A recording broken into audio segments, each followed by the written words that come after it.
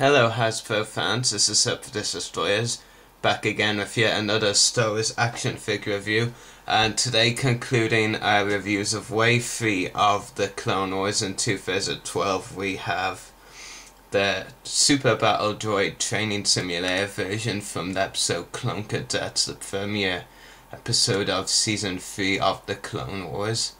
So we'll look a bit more at the figure in a moment, but pack-ins include the dice, another one of these stands, and also your average new 2012 Galactic Battle Game card. I have to say, pretty nice image of the droid. So that is the pack-ins. Take a look at the packaging now. Guess what? They have more up on the packaging, another realistic, more on Clone Wars packaging. Yeah, might have made more sense if they made them all animated, but whatever. And you do have an image of the Super Battle Droid there. And the back of the packaging reads, Super Battle Droids are used for target practice in Clone Trooper training. Battle simulations are as real as possible to train clone cadets for the rigors of combat. Captured and reprogrammed, the Super Battle Droids have targets placed on areas where blaster fire will result in the most destruction. And up there you have an image from the episode Clone Cadets that they appeared in. A prototype image of the figure there. I think you can see that, I'm not sure. The figure is Clone Wars 16, and other figures recently released include Ayla Secura, Obi-Wan Kenobi, who I can now confirm I have on the way and will be reviewing him when I get him. Ahsoka Scuba Gear, who was our last review, and Commander Wolf, who was the review before that. So you can check those out if you want, and we'll go on to the actual figure. Before I show you his firing missile launcher, I just want to talk a little bit about the figure. I have to say, it is not by any means a bad figure. In fact, I think it's a pretty decent figure. And I think the reasons that there hasn't been a lot of hype about this figure compared to Phase 2 Wolf and Scuba Sucker is because the figure is not bad, like I said, but it kind of feels pointless.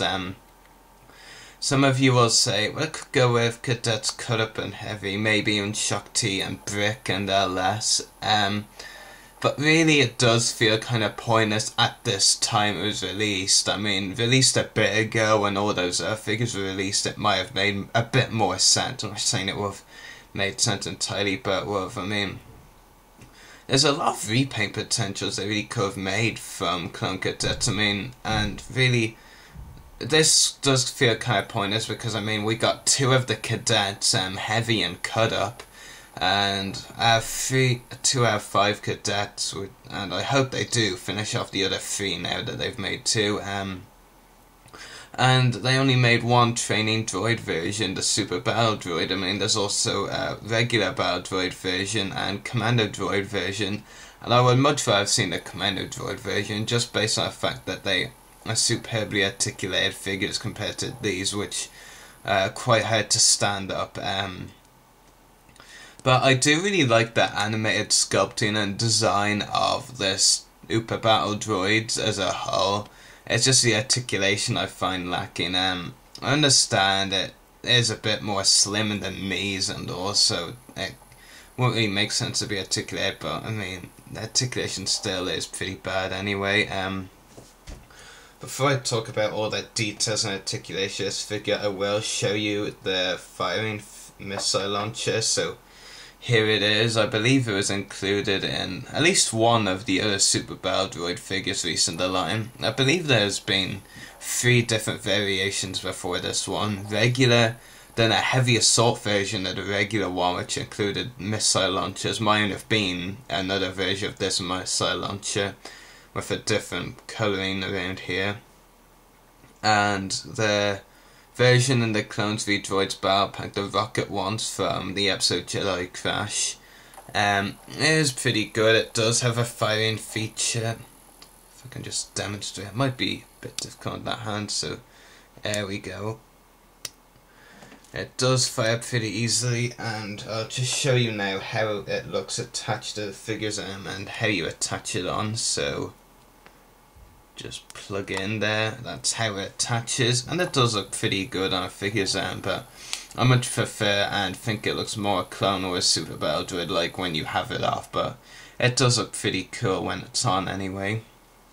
So that is the Fire Missile Launcher, the only accessory included in the figure. The Super Battle Droid figures in the line have been known for their accessories in any case. Really, I think they've only really come with one accessory anyway. I mean, they're not regular battle droids, commando droids, they don't carry blasters. But anyway, you do get a lot of training holes where the cadets shoot them to knock them out. There's one on the head here, well, I think that's his head, probably around there. A couple on each arm, you might be able to see it there. And the other arm, there's 3 on the torso. And I think there's a couple more, isn't there? Yeah, on the hips as well, so just show you those. So yeah, and has a lot of different colouring. It basically is a repaint of previous Super Battle Droid figures, which I actually have to say, it disappoints me because, I mean, you know, before this figure was released recently, it had been almost 2 years exactly since Hasbro released a Clone Wars Super Battle Droid. That is plenty of time really for them to update the articulation. I won't say sculpt because as far as sculpting and detail goes, I think the figure is brilliant, and the Super Battle Droid figures are brilliant in terms of detail and all, but articulation, I think they really could have improved on that bit what between the last 2 years before they released this Super Battle Droid since the last one was released. I think Hasbro easily could have updated it.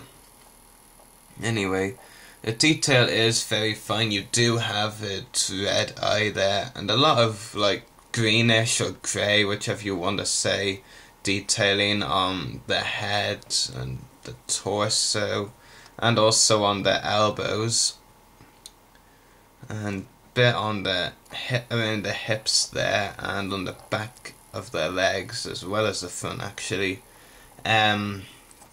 Articulation anyway includes a ball jointed head,